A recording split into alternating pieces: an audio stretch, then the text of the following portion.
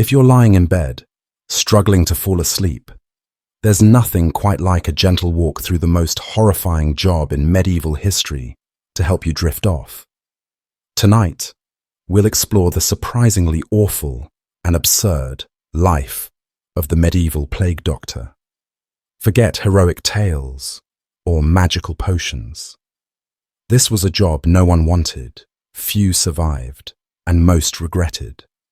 So, close your eyes and prepare to be lulled to sleep by the quiet misery of a man dressed like a bird, treating a disease no one understood.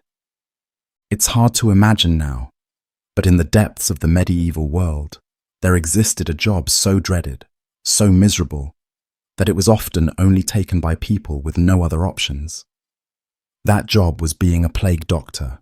The title sounds somewhat noble, even heroic, but the reality was much more grim. There was nothing glamorous about it. No accolades, no comfortable retirement, and definitely no sense of safety. In fact, becoming a plague doctor was less about saving lives and more about being forced into a terrifying, thankless role that very few survived. Let's set the stage. The Black Death had swept across Europe like an invisible scythe, cutting down nearly 1/3 of the continent's population. Cities were overwhelmed, villages were left empty, families were broken apart overnight. With the sheer volume of death, desperation filled the air like the scent of rot and incense. Local leaders, city officials, nobles, or even frightened townsfolk scrambled to find anyone willing to tend to the sick. Doctors who had the means to escape often did.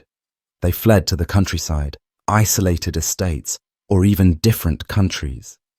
Many physicians of the time understood one thing clearly. Proximity to the sick meant death, and they wanted no part of it. That left room for a new kind of figure to emerge, one less skilled, less trained, and often far more expendable. Enter the plague doctor. Contrary to the image you might have from movies or history books, most plague doctors were not experts in medicine. In many cases, they were not even doctors at all. Some were barbers, some were out-of-work clerks, some were disgraced medics who could no longer find work anywhere else.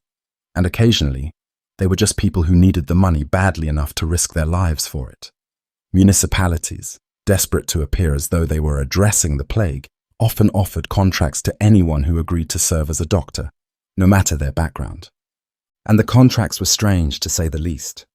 Some cities promised pay only after the plague had passed, meaning that the doctor had to survive the entire outbreak before seeing a single coin. Others offered homes or tax breaks as incentives. But again, those benefits were only useful if the doctor lived long enough to enjoy them. It wasn't uncommon for a plague doctor to write a will before starting the job. Many never had time to finish it.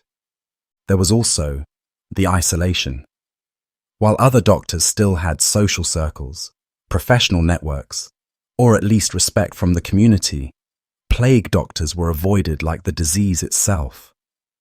People feared them. Understandably so. They were constantly around the infected. Their presence in a neighborhood signaled that death was nearby. Many were barred from public places.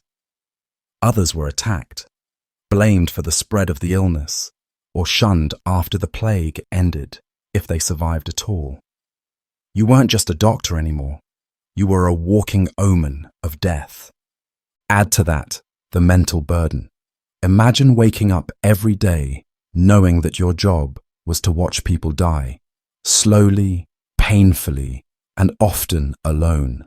Entire families would beg you to save their loved ones, and there was nothing you could really do. There were no antibiotics, no ventilators, no understanding of germs. You could offer prayers, herbal fumigations, and maybe lance a few buboes. But deep down, you knew it wouldn't help. The disease was ruthless. It didn't discriminate. It struck down the rich and poor alike, and all you could do was keep count. And yet, despite the dread, someone had to do it. Someone had to go into the homes, no one else would enter. Someone had to record the deaths, write death certificates, or tally the dead. In some places, plague doctors were required to perform autopsies or write observations on the course of the disease, so future generations could learn, even if it was too late to help the current one. So they stepped up for money, for necessity, or because they had nowhere else to go. But make no mistake, being a plague doctor wasn't a calling. It was a burden, a miserable, haunting, and often fatal burden. The men who wore the beaked masks weren't respected healers. They were more like sacrificial lambs, sent into the heart of the epidemic, while everyone else locked their doors. And so, while the world remembers the image of the plague doctor, the eerie mask, the long coat, the staff, we forget the man underneath. We forget that he might have been desperate, frightened, lonely, and painfully aware that each knock on a door could be his last. A job no one wanted, a task no one envied, and yet, someone had to do it. When we picture a plague doctor today, the most iconic image that comes to mind is that strange bird-like mask, long, curved beak, glass-covered eye holes, and an ominous silhouette wrapped in dark robes. It looks almost theatrical, as if the doctors were dressing for a costume ball rather than a life-and-death struggle. But the truth behind that bizarre outfit is rooted in fear, superstition, and a desperate attempt to survive in a world that understood almost nothing about disease. Let's start with the beak. That long, protruding nose wasn't meant to frighten people, though it often did. It was essentially a primitive air filter. You see, in the 14th through 17th centuries, people didn't understand germs or bacteria. The dominant medical theory of the time was called miasma theory, the belief that diseases were spread through foul-smelling air. It wasn't the plague itself that people thought was contagious, but the stench of the dead and dying. This bad air, or miasma, was believed to carry corruption and illness into the lungs of unsuspecting victims. To protect themselves, plague doctors stuffed the beak of their mask with aromatic herbs, spices, dried flowers, or even vinegar-soaked sponges. Common ingredients included lavender, mint, cloves, camphor, myrrh, and rose petals. Anything with a strong scent that could overpower the vile odors of decaying bodies and infected flesh. The idea was simple. If you could block out the bad smells, you could block out the disease. Of course, this did absolutely nothing to stop the spread of plague-causing bacteria like Yersinia pestis, but no one knew that at the time. The mask itself was an awkward contraption. The beak was often over 1/2 foot long and could obstruct vision and movement. Breathing through it wasn't easy. The eye holes were usually fitted with glass or crystal lenses to prevent the contaminated air from entering through the eyes. But that also meant plague doctors walked around with a narrow, foggy field of vision. Many would stumble through dark, narrow streets, barely able to see, the smell of herbs and death clouding their senses. They looked like birds, but they felt like prisoners, trapped inside a costume that gave them false hope and fragile protection. But the mask was only one part of the uniform. The rest of the outfit was designed for maximum coverage. Plague doctors wore long, waxed overcoats made of heavy fabric, usually linen or leather, and coated in animal fat or wax to repel bodily fluids. Every inch of their skin was covered. Gloves, boots, hats, and even goggles were sometimes part of the ensemble. The overall look was both menacing and pitiful. A desperate human sealed inside an artificial shell, trying to remain untouched by the horrors around them. And then there was the staff. Plague doctors didn't just carry the staff for balance. It had several uses, none of them particularly comforting. The staff allowed the doctor to examine patients without touching them directly, poking or lifting limbs from a distance. In more severe cases, The stuff was used to beat back panicked crowds or push desperate family members away. It was also a symbol, a warning to others that this individual was not someone to approach. When people saw the bird mask and the staff, they knew death was nearby. Despite all the effort put into the design of the plague doctor outfit, it wasn't particularly effective. The thick coats and layers offered some barrier between the doctor and the infected, but it was far from airtight. Tiny fleas, carriers of the bubonic plague, could still bite through cloth or sneak into openings. Airborne droplets, especially in the case of pneumonic plague, could still reach the lungs. The beaked mask, for all its dramatic appearance, was more of a psychological comfort than a medical tool. It made people feel protected, even if they weren't. Interestingly, the full plague doctor costume wasn't even common in the early days of the Black Death. It was only in later centuries, particularly the 1600s, in places like France and Italy, that the beaked costume became standardized. The most famous version of the mask is often credited to Charles Delorme, a 17th century physician who developed it for use during outbreaks in Paris. But by then, the plague had already killed millions. The costume was a reaction, not a solution.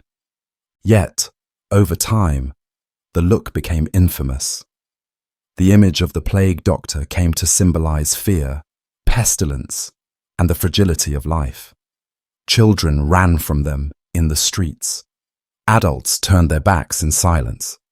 And even the doctors themselves must have felt the eerie weight of the mask each time they put it on, like stepping into a role that was both essential and cursed.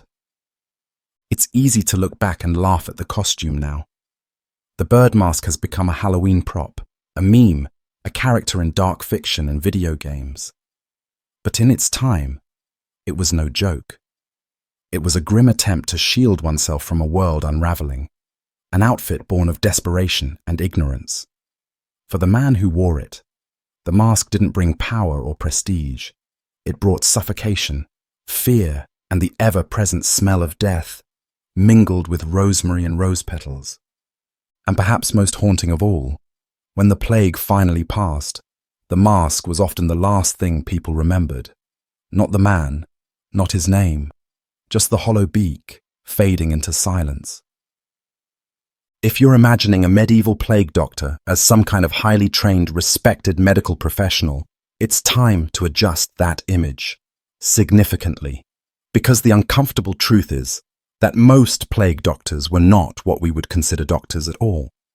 In fact, many had no formal medical education, no scientific understanding of disease, and no real clue what they were doing. And in many ways, they were never expected to. The bar for becoming a plague doctor was extraordinarily low, and the expectations were even lower. Why?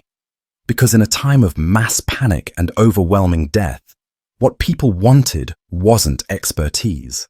They just wanted someone to do something. The world in which these so-called doctors operated was one of widespread superstition and a dangerously limited understanding of the human body. Medicine, as we know it today, did not exist. There were no universities offering microbiology, no training hospitals, no licensing boards. The field was still heavily influenced by ancient Greek and Roman ideas, most notably the theory of the four humours, which claimed that the human body was governed by the balance of blood, phlegm, black bile, and yellow bile. Too much or too little of any of these, people believed, could cause disease. And so, when the Black Death arrived, few people were truly prepared to face it. Those who had training often fled, retreating into isolation or seclusion. The plague, after all, was a death sentence, and even the best educated physicians of the time knew they had no tools to stop it. So what did towns and cities do? They went to the bottom of the barrel. In many regions, local governments began offering plague doctor positions as a kind of desperate public service contract. The job wasn't glamorous. It didn't promise safety or respect. But it offered something, usually payment, sometimes housing, and occasionally even a promise of estate protection for one's family, should the doctor die on the job. And since the plague doctor didn't necessarily have to cure anyone, just record deaths, observe symptoms, and occasionally perform rituals or treatments, anyone with a basic grasp of human anatomy, or even the appearance of medical experience, might be considered. Some plague doctors were retired physicians, but many were barbers, apothecaries, monks, or simply literate men who could write a report. In some cases, men with no prior medical experience were recruited directly off the street. The requirements were simple: don't flee, show up every day, and try not to die. Because of this, the plague doctor's medical toolkit was more like a box of medieval guesswork. They might carry a few rudimentary instruments: a scalpel for lancing buboes, a sponge for cleaning wounds, a handful of herbs for fumigation. But the techniques they practiced had little to do with healing. Bloodletting was common, based on the mistaken belief that removing bad blood could balance the humours. Boils were cut open to release what was thought to be poisonous fluid. Patients were made to drink concoctions of vinegar, crushed emeralds, or mercury.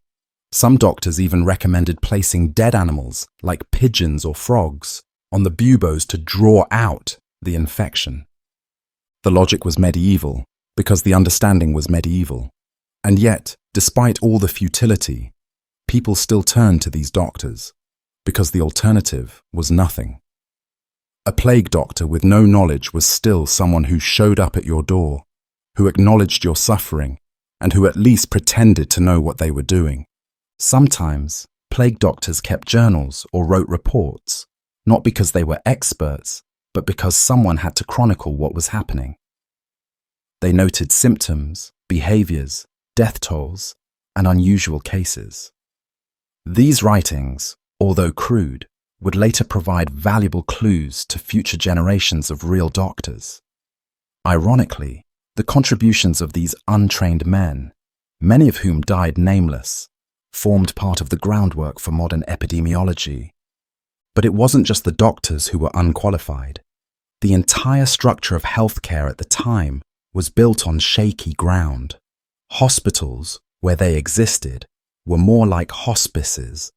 There was no sanitation, no understanding of sterilization. Surgeons didn't wash their hands between patients. Instruments weren't disinfected. Bandages were reused. And even if a plague doctor wanted to help, he was fighting a hopeless war against an invisible enemy with no weapons. It's tempting to think of them as quacks or frauds, but that wouldn't be fair. Most plague doctors weren't charlatans. They weren't pretending to be more knowledgeable than they were. They were, quite literally, the best available option, because all the better options had already run away. They were thrown into a nightmare with little more than a mask, a coat, and a handful of outdated ideas. And for many, it was a suicide mission.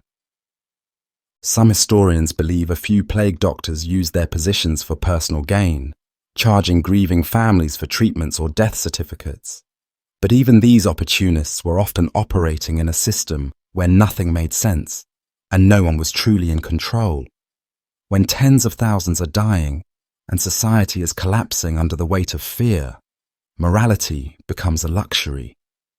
So the next time you see that eerie, beaked mask in a Halloween shop or a video game, remember, behind it was often a terrified, confused man, handed a role he never wanted in a world that had lost all order. He wasn't a savior. He wasn't a fraud. He was just someone, anyone, who said yes to the worst job in history, and in doing so, became a living symbol of both our desperation and our resilience.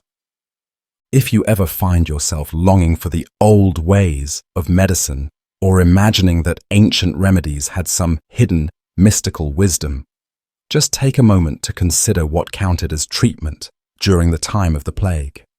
Because in the medieval world, the line between healing and harm was paper thin, and the treatments offered by plague doctors were often strange, unsettling, and, more often than not, outright dangerous. The truth is, the so-called cures of the time were based not on science or observation, but on superstition, ancient traditions, and desperate guesses in the face of an unstoppable illness. To begin, we have to revisit the dominant medical theory of the time, the belief in the four humours. This ancient Greek concept held that human health was governed by a balance between blood, phlegm, black bile, and yellow bile. Illness, then, was thought to be a result of an imbalance among these fluids. So when someone came down with plague symptoms, fever, swollen lymph nodes, vomiting, or blackened skin, the goal wasn't to kill bacteria or strengthen the immune system, because neither concept existed. Instead, it was to rebalance the body, and the methods for doing that were as medieval as the times. The most common treatment was bloodletting. Doctors believed that by draining a portion of a patient's blood, they could remove the corrupt, diseased part of the body. Veins were cut with knives, or leeches were applied to sensitive areas, sucking blood away in the hope that it would relieve pressure or release toxins. This was unsurprisingly incredibly painful and often made things worse. For someone already weak, dehydrated, and dying from infection, losing more blood was a death sentence. But blood wasn't the only thing they tried to remove. Some doctors focused on purging the body through vomiting or laxatives. Patients were given strong herbal mixtures designed to make them expel everything from both ends. The logic was that if the disease was inside the body, forcing it out through any available orifice might help. Unfortunately, this only led to further dehydration and weakened patients even more. In the worst cases, it killed them outright. Another treatment involved the lancing of buboes, the large painful swellings in the lymph nodes that gave the bubonic plague its name. These swollen lumps, often found in the groin, armpit, or neck, were filled with pus and extremely sensitive. Doctors would slice them open with knives to drain the fluid, believing that this would let the poison escape the body. Sometimes, this was followed by cauterization, burning the wound closed with a hot iron. With no anesthesia, no sterilization, and no antibiotics, this was a horrific ordeal. Infections from the incisions often led to sepsis, gangrene, or death.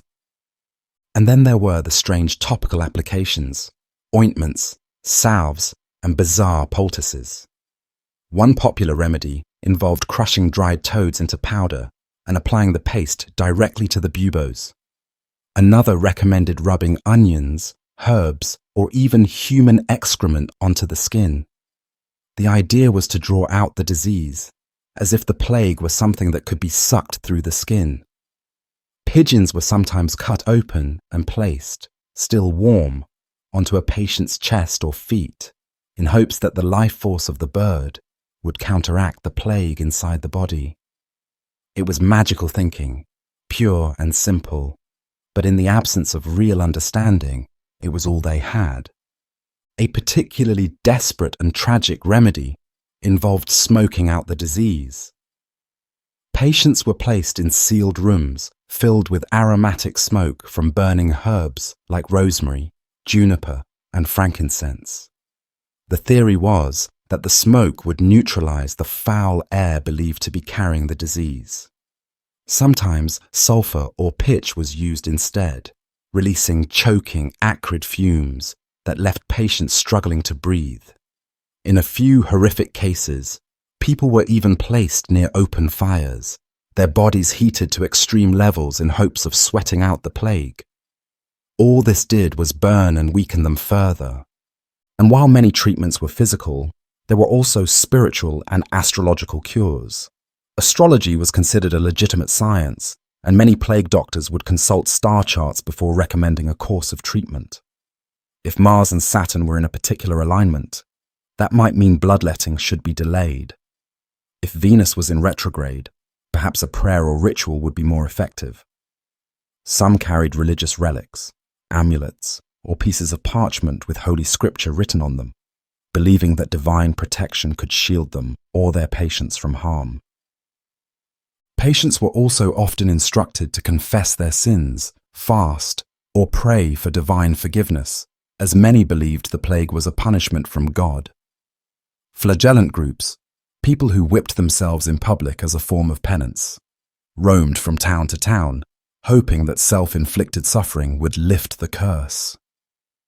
And although plague doctors did not usually participate in these rituals, they worked in a climate where guilt, fear, and religion often dictated treatment as much as medicine did. Even more distressing was how little regard was given to the emotional or psychological needs of the sick. Suffering patients were treated more like contaminated objects than human beings. Their homes were fumigated or boarded up. They were often left alone, with a masked doctor arriving once a day to perform bizarre, painful procedures and then disappearing into the mist. No comfort, no bedside manner, just the cold clink of instruments and the stifling smell of herbs, blood, and incense. In some towns, plague doctors were even instructed to perform autopsies, cutting open the bodies of the dead to study the progression of the disease. With no knowledge of germ theory, this was not only ineffective, but it exposed the doctors to even greater risk. Still, it was seen as a necessary evil, a final effort to understand what was happening in a world gripped by death. So while the image of a plague doctor might suggest a person of wisdom, capable of healing and hope, the reality was far more tragic. These men, often undertrained and overburdened, applied a chaotic mix of superstition, tradition, and sheer desperation. Their treatments didn't work. In many cases, they made things worse. And yet they persisted, because they had to, because no one else would. And because in a world without answers, even the illusion of care was better than silence. Imagine waking up each day knowing your only task is to move through a world surrounded by death. For a medieval plague doctor, this was not a nightmare or a temporary situation. It was the entire job. Day after day, hour after hour, they walked among the dying, in streets filled with silence and sorrow, in homes that reeked of sickness and fear. They were the solitary figures stepping into the places everyone else fled from. And the weight of that responsibility, that relentless exposure to human suffering, slowly corroded the mind, the body, and the soul. At the height of the plague, cities were overwhelmed. Thousands could die in a single week. Mass graves were dug hurriedly, bodies stacked like logs, sometimes left unburied for days. The stench was unbearable, the air heavy with decay, and yet it was the plague doctor's duty to go into this chaos and do the unthinkable, get close, touch the infected, speak with the doomed, enter rooms that no sane person wanted to be near. Every knock on a door could bring a new horror. A mother cradling a lifeless child. A man weeping in delirium as his skin turned black with necrosis. An entire family slumped over their dinner table, never having finished the meal they began. And as a plague doctor, you couldn't scream. You couldn't run.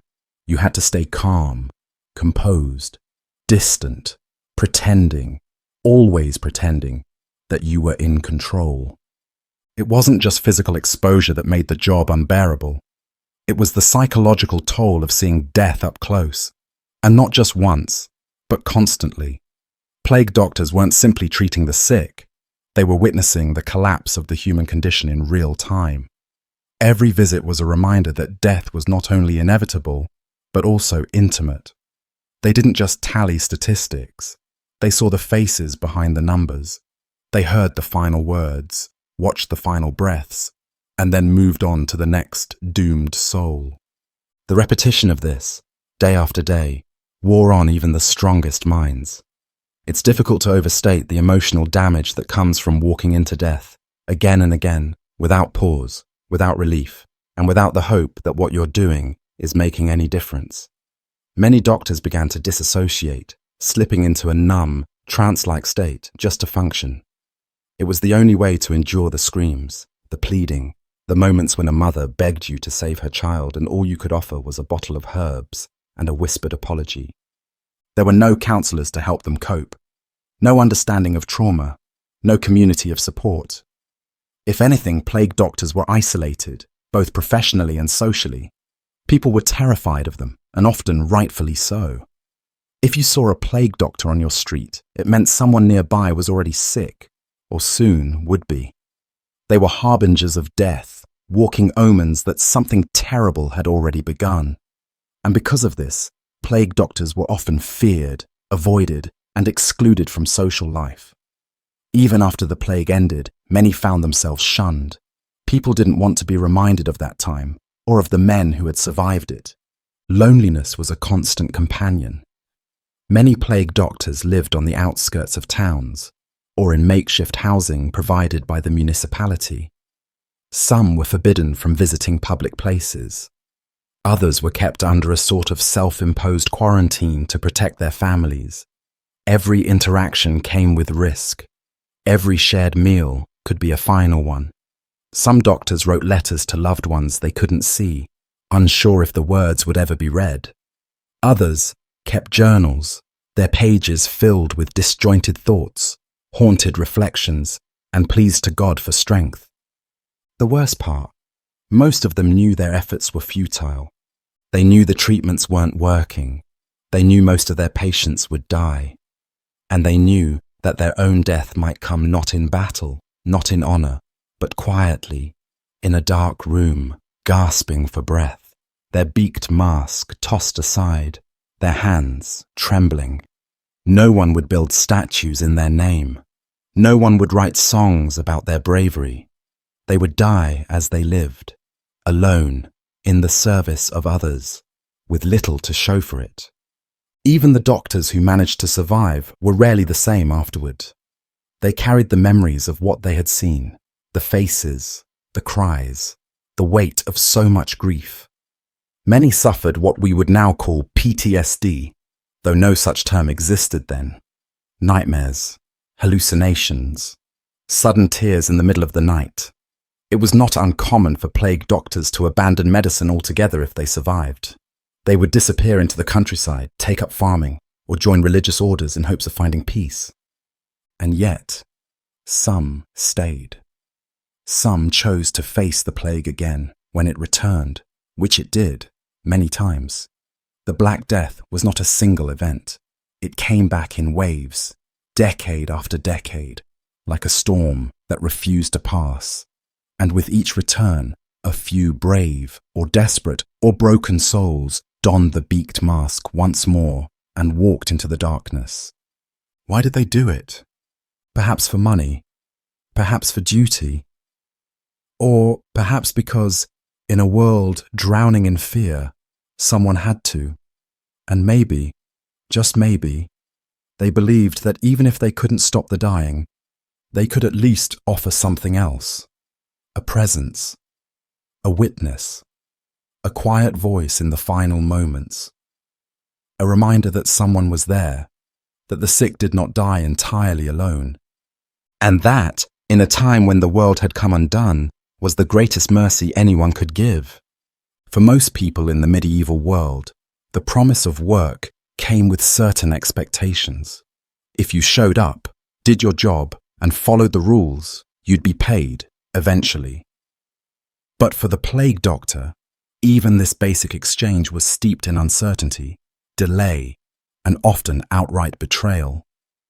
The nature of their work, risking their lives to tend to the dying, should have come with honor and compensation.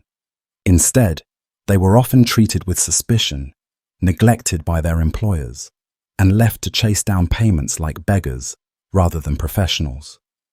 Being a plague doctor wasn't just dangerous.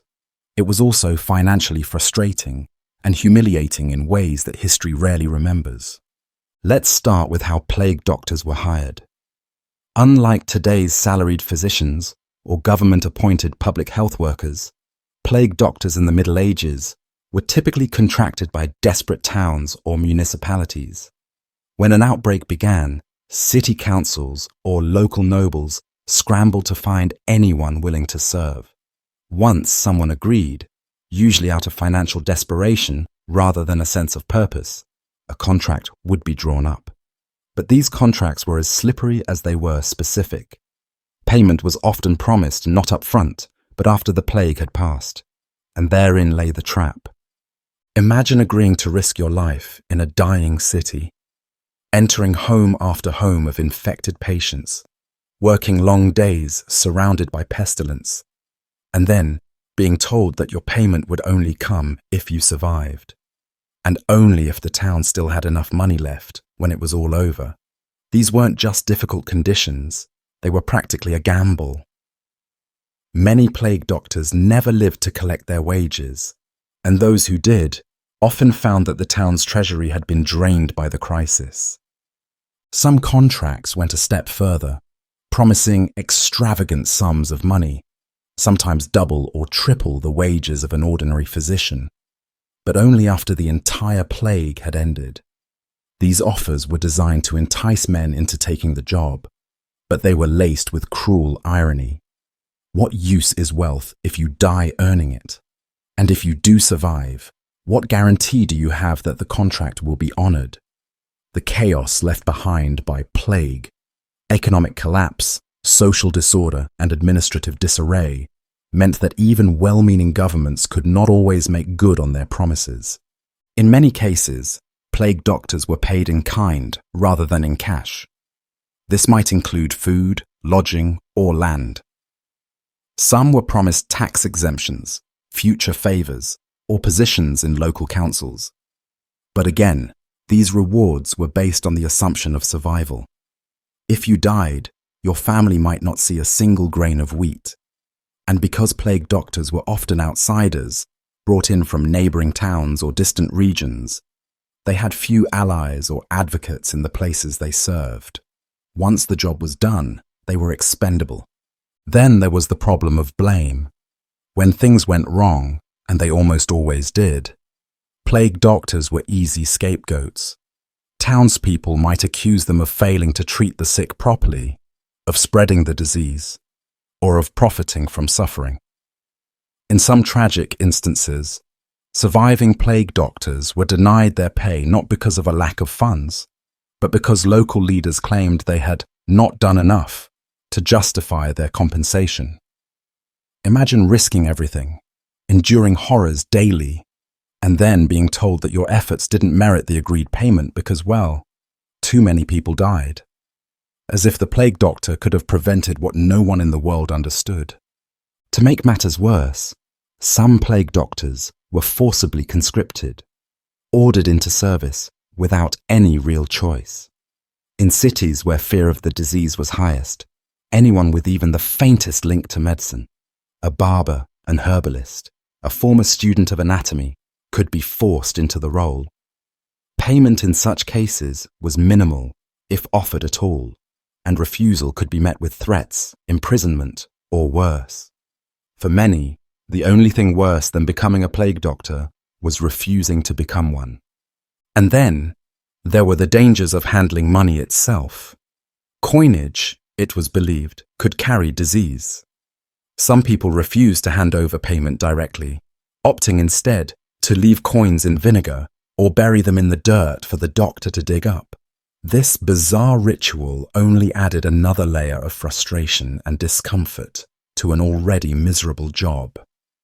Imagine finishing a long day of treating the dying, only to find your pay covered in grime, reeking of vinegar, or placed where stray dogs might have carried it off. Even if a plague doctor did everything right, worked tirelessly, followed every treatment known at the time, and managed to survive, the act of claiming their reward was often a bureaucratic nightmare. Paperwork was required. Witnesses needed to attest to their service. Town treasurers might have fled or died. Nobles who signed the contract might be gone or unwilling to fulfill their promises. Legal disputes were common. In one recorded instance, a plague doctor sued a city council years after the outbreak had ended, still trying to collect the money he had been promised for his service. He had to argue in court that watching thousands die and risking his own life had been worthy of compensation. It's hard to imagine a more thankless task. Risk your life, witness horror, be treated as a pariah, and then, when the dust settles, be told that your work wasn't worth paying for. This wasn't just a job. It was a sacrifice, and not the kind that history rewards with statues or songs. More often than not, plague doctors were left to fade away in poverty, buried in unmarked graves, their promises broken, their names forgotten, and yet, despite all of this, they kept coming. Not because they were heroes in the modern sense, but because desperation makes people do unimaginable things. They took the job because they needed to survive, because their families were hungry, because there was nowhere else to turn, and in doing so, they became reluctant warriors in a war no one could win. So the next time someone says, "At least they got paid for it," you can tell them the truth. Payment was a whisper, a hope, a mirage on the other side of a plague that cared nothing for contracts. Of all the strange details about the medieval plague doctor, perhaps none is more iconic or more misunderstood than the long curved beak of the mask. Today, it's often seen as a symbol of eerie historical fashion, a bizarre and theatrical costume that seems almost too peculiar to be real. But in the terrifying reality of the time, the beak served a specific and serious purpose. It was not a joke. It was a desperate invention, part protection, part superstition, and part psychological armor in a world where no one truly understood how the plague worked. To fully understand the purpose of the beak, we have to step into the mindset of a 17th century physician. These doctors didn't know about bacteria. The concept of viruses didn't exist. The microscope had only recently been invented, and germ theory wouldn't be developed for another 200 years. What they did believe in was miasma, the idea that disease spread through bad or corrupted air. In their view, if you could block out the foul stench of decay, you could protect yourself from the illness it carried. Enter the beak. That long, hollow protrusion wasn't decorative. It was a container, a crude but sincere attempt to create a filtration system for the plague doctor's breathing. The beak was usually about 6 to 10 inches long, curved downward like a bird's. Inside, it was packed tightly with aromatic substances, dried flowers like roses and carnations, medicinal herbs like mint and camphor, spices such as cloves or cinnamon, and sometimes even vinegar-soaked sponges. The idea was that these strong scents would counteract the bad air, purifying each breath the doctor took. Each physician had their own recipe for the mixture. Some included myrrh or ambergris. Others used crushed garlic, juniper berries, or wormwood. These weren't chosen randomly. They were believed to have medicinal or purifying properties. And while we now know that these ingredients didn't protect anyone from airborne pathogens, they may have slightly improved the smell inside the mask, which was probably the only real comfort the doctor had during long days spent among the rotting and the dying. But the beak did more than hold herbs. It also created a barrier between the doctor and the world. In a time before gloves, goggles, or face masks as we know them, this bizarre invention was a primitive form of PPE, personal protective equipment. The mask covered the face completely, with glass or crystal lenses protecting the eyes, and the curved beak extending away from the mouth and nose, putting physical distance between the doctor's breath and the infected air. Whether or not it worked in a medical sense is debatable, but it certainly helped plague doctors feel safer, and sometimes belief alone can make all the difference. Interestingly, the beak also served a symbolic function. It turned the doctor into something otherworldly. When you walked into a home wearing that mask, you didn't look like a man. You looked like an omen, like something between priest and bird, judge and undertaker. People feared the sight of the beak not only because it meant illness was present, but because it seemed almost supernatural. The doctor wasn't just a healer anymore. He was death's messenger. This transformation wasn't accidental. The uniform as a whole, the long black coat, the wide-brimmed hat, the gloves, the staff, the boots, was designed to project an aura of authority and separation. In the chaos of the plague, where families were crumbling and order was breaking down, the plague doctor's appearance brought structure, even if that structure was built on fear. The mask gave the doctor power, not real power to heal, but power to move through the city unchallenged. It made people step aside. It gave him access to the infected zones. It gave his words weight. At the same time, the beak was deeply dehumanizing. From behind it, the doctor's voice was muffled. His eyes were hidden behind glass. His facial expressions were unreadable. He became faceless, emotionless, almost like a machine. And perhaps that was necessary, because how else could you do what they had to do every day?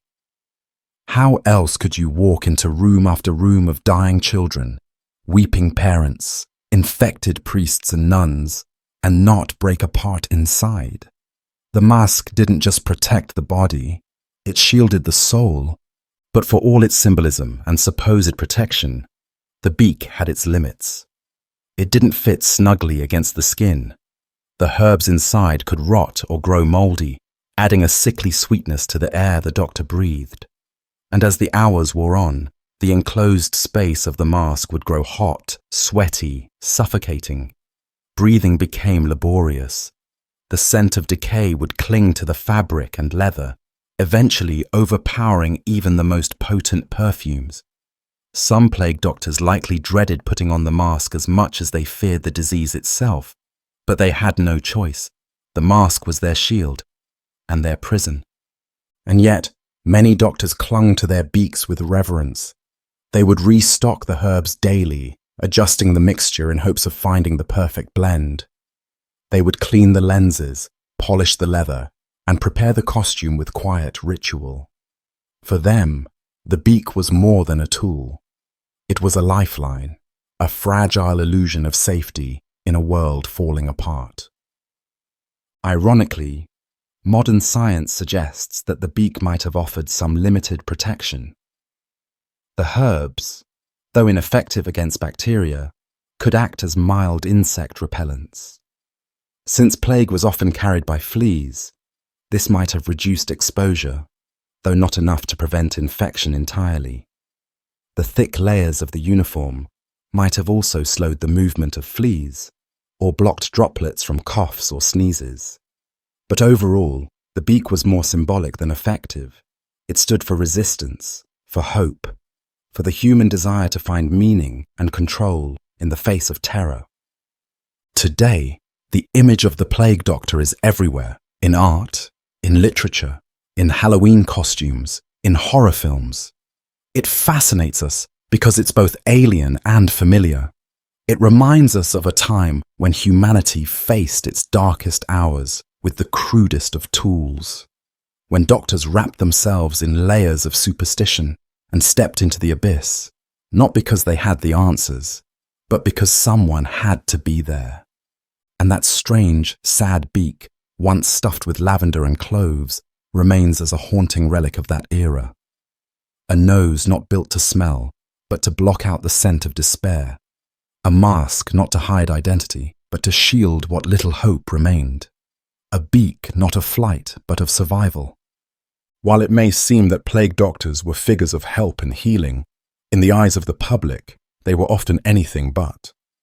To the people of medieval Europe, seeing a plague doctor on your street or near your home wasn't a sign that help had arrived. It was a chilling omen, a physical embodiment of death itself. Over time, the figure of the plague doctor became deeply stigmatized. Rather than being welcomed or respected, they were feared, avoided, and in some cases, outright hated. It's not hard to understand why. The image alone was enough to inspire terror. A tall, shadowy figure, wrapped in heavy black robes, face completely hidden by a leather mask with glass eyes and a long, bird-like beak. This wasn't the look of a comforting physician. This was something alien, something unnatural. The long coat made them seem like wraiths gliding through the streets. The beak obscured their voice, turning every word into a muffled rasp, and their eyes, if they were visible at all, were little more than cold, glassy reflections, giving nothing away. You couldn't see the doctor's expression. You couldn't read his mood. You couldn't even be sure he was entirely human. To the already traumatized and superstitious population, this wasn't just unsettling, it was deeply symbolic. The plague doctor's arrival in a neighborhood was almost always followed by bad news. If he entered your home, someone was about to die. If he walked into your church, it meant more bodies were piling up. He didn't bring medicine or miracles. He brought confirmation that the disease had taken root and that nothing would ever be the same. Children were told to run from the sight of them. Adults turned their backs or whispered curses. Even when a doctor tried to help, his mere presence felt like a curse. Because the truth was, most people knew that once a plague doctor was involved, hope had already left. And it wasn't just emotional fear that drove the stigma. There were rumors, many of them dark, wild, and disturbing, that followed plague doctors wherever they went. In towns where people were dying rapidly and answers were in short supply, the human mind did what it often does. It filled in the blanks with suspicion. Some believed that plague doctors were not there to help at all, but to spread the disease intentionally, that the herbs in their beaks were poisonous, that they carried the plague from home to home like bees carry pollen. There were even accusations that doctors were performing dark rituals, harvesting body parts, or working with devils to summon death. These weren't fringe beliefs. They were the natural result of a society with no scientific understanding of disease, immersed in religious fear and magical thinking. In a world where demons were real and divine punishment was a common explanation for suffering, the plague doctor, with his unnatural appearance and proximity to death, seemed to fit the role of a cursed figure all too perfectly. And so, isolation wasn't just a professional condition for these doctors. It was social and spiritual as well. They lived apart from the people they served. Often housed in temporary quarters, they were instructed to avoid social gatherings, places of worship, and marketplaces. If they were seen there, it could cause panic. After all, what if the doctor carried the plague on his clothing, on his gloves, in his breath? Many towns enacted rules forbidding plague doctors from touching healthy citizens. Some required that they carry a staff or rod, not only to examine patients, but also to keep others at a distance, physically and symbolically. In a time when even a handshake could feel dangerous, no one wanted to risk contact. But perhaps the most painful part of the stigma came after the plague was over.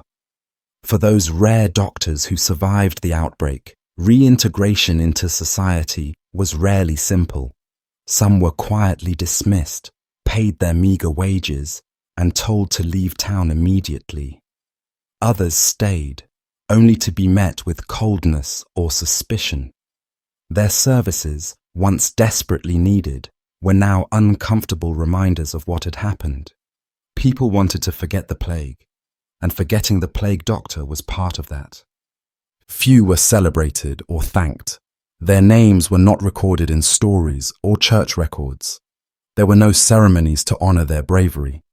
Instead, many slipped back into obscurity, carrying with them the trauma of what they had seen and the coldness with which they were received. Others continued to wear the stigma like a scar. No matter where they went, they would always be that man, the one who walked with the dead, the one who wore the beak, the one who never flinched at a corpse. In some regions, The stigma was so intense that plague doctors were blamed for worsening the outbreak. Accusations of malpractice, theft, or abandonment were common. Some were physically attacked by grieving mobs. Others were imprisoned, sued, or even exiled after the plague passed. It was as if society needed someone to blame, and the doctor who had seen everything and helped so little was the most convenient target. The irony is profound. The very people who risked their lives to serve others became the ones most feared, most shunned, and most quickly forgotten. They wore masks, not only to protect themselves from disease, but also to hide from the judgment of a society that didn't want to see them, didn't want to remember what they represented. Even now, centuries later, the image of the plague doctor still carries an uncanny weight. It's often used in horror imagery, in stories of curses and haunted cities. We remember the mask, the darkness, the dread.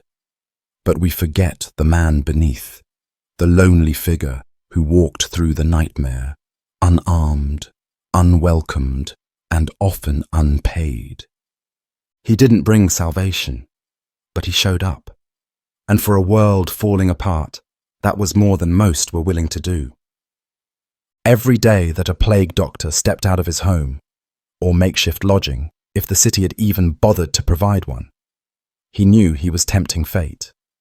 The very act of going to work was like entering a battlefield where the enemy was invisible, unpredictable, and relentless. There were no front lines, no safe zones, no clear victories. It was just him, a crude leather mask, a bundle of herbs stuffed into a beak, and death waiting patiently at every door he knocked on. And so, dodging the Grim Reaper wasn't just part of the job, it was the job. To understand the risks plague doctors faced, it helps to first grasp the nature of the disease they were dealing with. The Black Death, or bubonic plague, was caused by the bacterium Yersinia pestis, typically spread by fleas that had feasted on infected rodents. But there were also pneumonic and septicemic forms of the disease, each more terrifying than the last. Pneumonic plague, in particular, was airborne and could be transmitted by coughing, sneezing, or even close breathing. A single conversation with an infected person could mean death within days. There was no warning, no way to tell if someone was infected until they began to show symptoms, and by then, it was often too late. So plague doctors lived in a state of constant vigilance. They weren't simply avoiding bodily fluids or physical contact.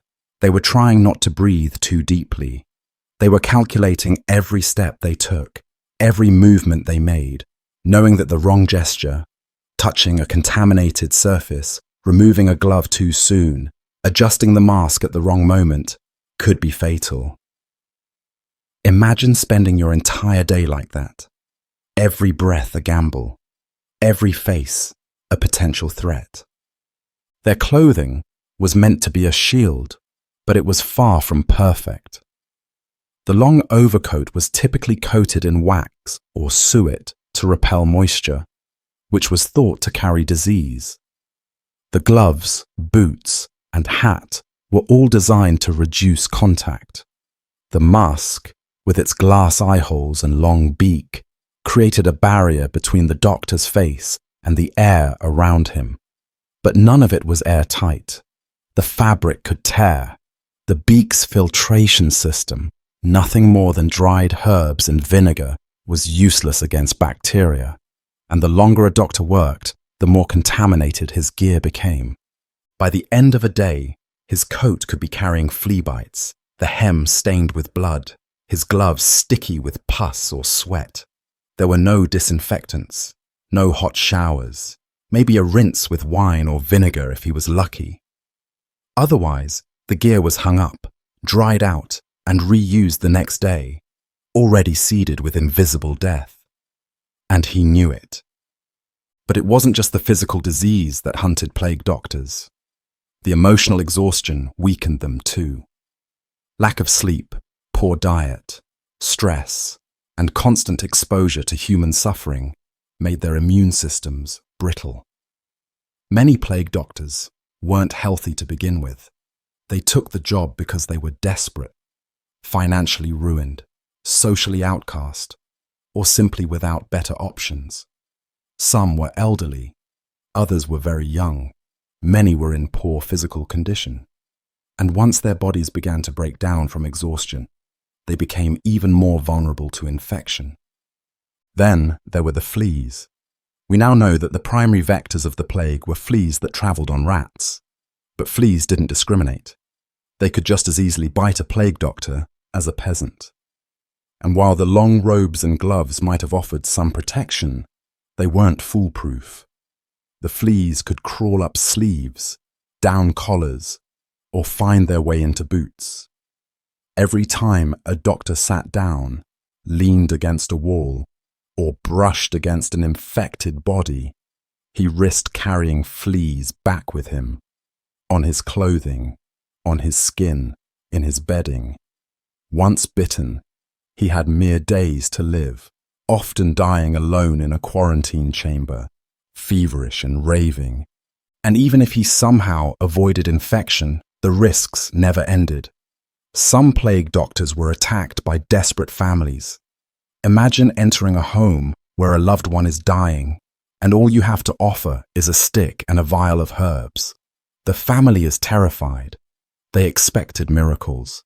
You give them smoke and vinegar. The grief can turn to rage. There are stories, rare but real, of plague doctors being beaten, robbed, even killed by those who blamed them for not doing more. In the panic of the plague, reason often fled, and doctors were easy targets. There were also laws that made the job even more perilous. In some cities, plague doctors were forbidden from leaving the city limits during an outbreak. This was to prevent them from spreading the disease, but it also meant they were trapped inside a death zone. Once the plague took hold, the gates were locked. No escape. Even if a doctor wanted to flee, to abandon his post and run for his life, he often couldn't. He had signed a contract. He had accepted the money, or the promise of it, and he was expected to die doing his duty, if necessary. Some tried to cheat death with rituals. They carried charms, wore amulets, muttered prayers before entering a home. Others drank special mixtures, herbs soaked in wine, garlic-infused vinegar, or strange concoctions promised to strengthen the vital spirit. But none of it mattered. If the plague wanted you, it found a way. You could be cautious, you could avoid touching the sick, you could hold your breath. But all it took was a single, unseen flea, a single droplet of spit from a coughing patient, a single lapse in judgment, and your days were numbered. Still, there were those who survived. A few doctors outlived the outbreaks, emerging ghost-like from the ruins of plague-stricken towns. Some were hailed as miracles, others were treated with suspicion, but none were unscathed. Even if they had dodged the Grim Reaper physically, they carried the toll in other ways, in their eyes, their posture, their sleep. The nightmares followed them.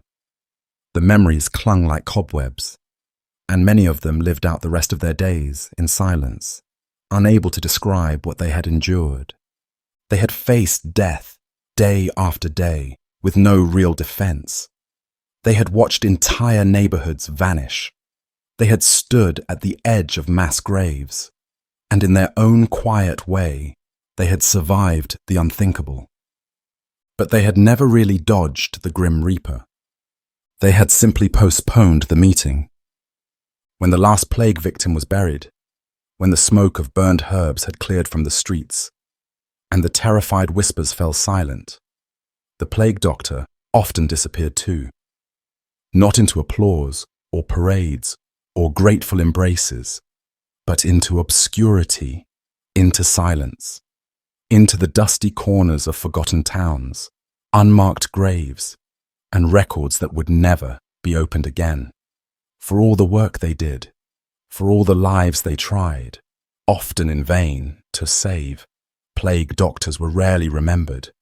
They were seen as temporary figures, tools used in crisis, and then discarded when the worst had passed.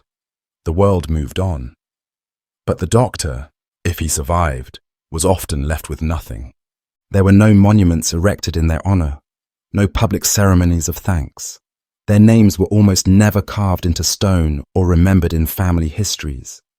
They were like the walking dead themselves, figures only acknowledged in moments of extreme fear, then erased when normalcy returned.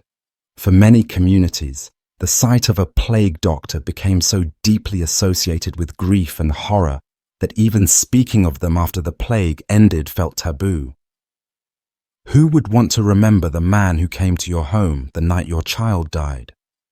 Who would want to recall the figure in the mask who silently declared, without needing to say a word, that someone in your house was not going to make it? In the historical records that do exist, the plague doctor often appears as a footnote, a nameless individual hired by a city council, described only in vague terms. A doctor was appointed to treat the sick. That's it. No mention of his origins, his efforts, his fate. No follow-up on whether he lived or died. Even when names were recorded, they were often misspelled, Latinized beyond recognition, or filed away among 1,000 other bureaucratic documents. Most of them were lost to time. A few remain, buried in dusty archives. But even those offer only the briefest glimpses. Contracts, expense reports, notes on the cost of gloves, or the rental of a horse. This erasure wasn't always intentional. Sometimes it was simply a result of chaos. Cities ravaged by plague had bigger concerns than record-keeping. Churches lost their scribes. Town halls were burned or abandoned. Papers decayed in damp basements. But more often, it was something deeper, an instinctive turning away. People didn't want to remember. And so, like the piles of dead that were hastily buried and forgotten, the plague doctors followed them into collective amnesia. Even in cases where doctors had tried to leave behind their stories, through journals, letters, or accounts of the plague, they were often ignored or dismissed. Some wrote desperate appeals for payment, hoping to be compensated for the months they had spent in filth and fear. Others penned grim observations about the spread of the disease, hoping their suffering might offer insight to future generations. A few even tried to publish their findings, mixing superstition with careful observations. But most of these writings were never circulated widely. Some were burned, others misplaced, and many more simply ignored in favor of more heroic tales. Kings, generals, martyrs, not the lonely man with the beak and the staff. And if the plague doctor died, as so many did, he often died alone, without family, without clergy, without the comforting rites of a proper burial. Sometimes his body was simply thrown into a pit with the others, stripped of his mask and coat, his identity vanishing the moment he could no longer wear it.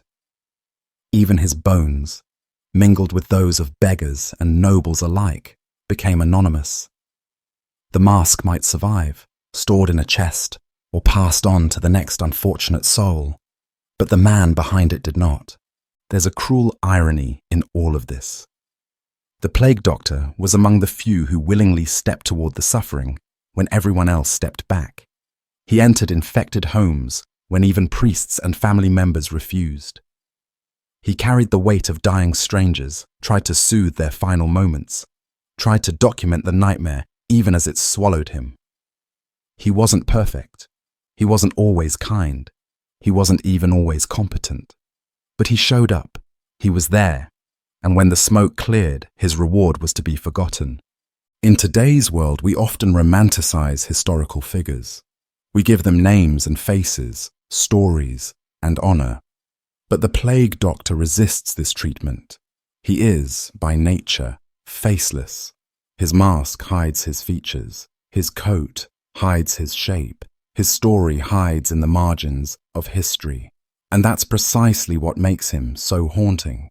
He represents not just a profession, but a phenomenon, the figure who bears witness, who serves quietly, who disappears when the world no longer needs him. Sometimes we try to resurrect him. We put him on Halloween costumes, in horror films, in eerie Renaissance art. We give him an aura of mystery and menace, but we rarely give him humanity.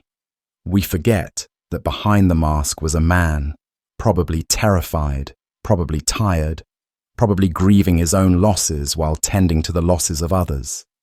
He might have had a family he could never visit. He might have written a letter no one read. He might have hoped, in some quiet way, that his work would mean something, that someone, somewhere, would remember his name. But no one did.